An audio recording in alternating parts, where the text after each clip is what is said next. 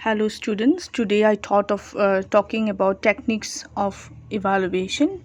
As some of you have mentioned that you need clarification regarding checklists, rating scales and sociogram. Now today I'll be talking about checklists as one of the techniques of evaluation. A checklist is a simple device consisting of a prepared list of items which are thought by the researcher to be relevant to the problem being studied. After each item, a space is provided for the observer to indicate the presence or absence of the item by checking yes or no, or a type or number of items may be indicated by inserting the appropriate word or number. A checklist draws the attention of the observer to relevant factors and enables him to record the data quickly and systematically. As it is clearly been mentioned in the first paragraph that I have given, that a checklist is just a prepared list of items prepared by the researcher or the one who is going to study a problem, a list of items where the observer or the researcher prepared in order to check in a specified survey area. It may be a school, it may be a college, or it may be an university, or it may be of any other factors, just to check whether those selected items the researcher thought of checking is there or not. The response to the checklist items are a matter of fact, not of judgment. The checklist is an important tool in gathering facts for educational service, that is for checking of library, laboratory, game facilities, school buildings, textbooks, instructional procedures, etc. Checklists are sometimes used in the form of a questionnaire which are completed by the respondent rather than by the observer. So here we have get to know the checklist.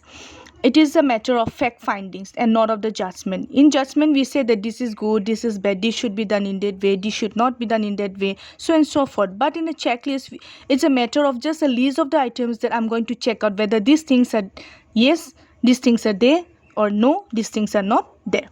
Say for example, under the school building, in a primary school, if you want to serve in a primary school building, you may just make a list of the school buildings.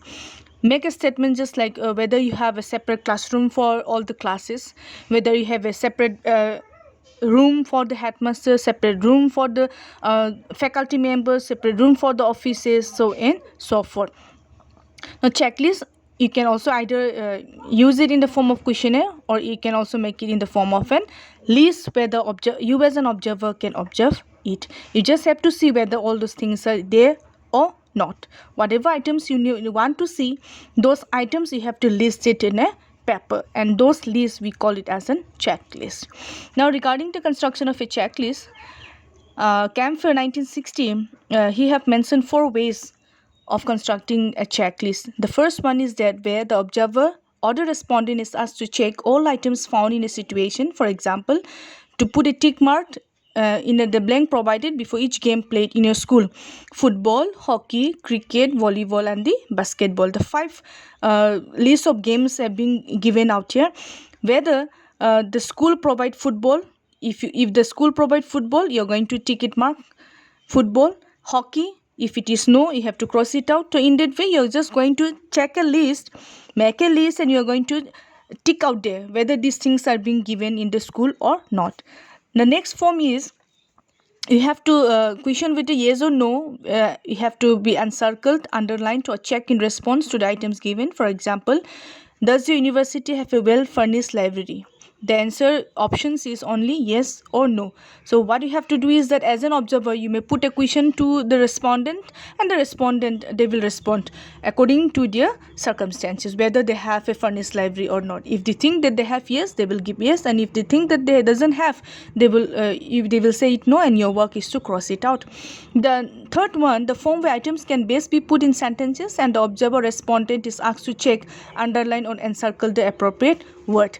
For example, the college organizes seminar weekly, fortnightly, monthly, annually, irregularly. Now you doesn't have any control over the statement. You just have to put the statement, and it depends upon that school or that college or that university whether they organizes the seminar in a weekly way, or fortnightly, or in a monthly, or once in a year, or irregularly. So they will give you the response, and your work is that you have to underline. If they say weekly, if you're going to underline weekly. If they say monthly, you're going to underline it monthly. The next one, The form in which items are positive statements and the respondents or observer is asked to put a tick mark in the space provided on the right of the item. For example, our college has a guidance and counseling cell. Now, it is a positive statement. It has a guidance and counseling cell. Now, here also it doesn't have the control over the statement. It depends upon the college or the school or the university. If they have a guidance and counseling cell, they are going to put a tick mark or yes. If doesn't have, they are going to put it no. The items of the checklist should be phrased in such a way that they are discriminative in quality. It will increase the validity of the checklist. A preliminary trial of the checklist may also prove helpful in making the tool more objective. You may make a list. You may try out to see whether your checklist work or not. After going for the tryout, if you get one or more extra things, you may just edit out again for the final one. So tryout of the checklist may improve the tool to be more objective. Regarding analysis and interpretation, once you collected all the data, whatever list that you have made, according to the collected data, you may analyze it, you may tabulate it, and you may interpret it accordingly. And in this way, you can frame out the checklist and you can go for a survey. Thank you.